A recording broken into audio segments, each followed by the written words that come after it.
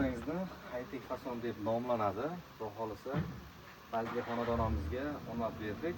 Xudo xolisa kvadrat metrini 650 ming so'mdan olib kelib o'rnatib berdik. Skidka narxda. Hozir ular bilan birga chiqarib berganmiz.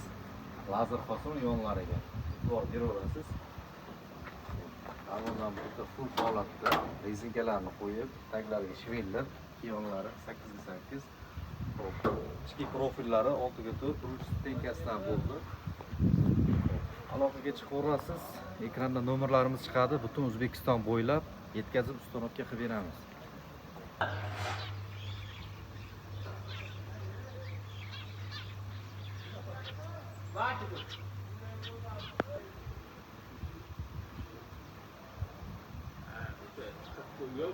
Bir yarim ming to'g'ri.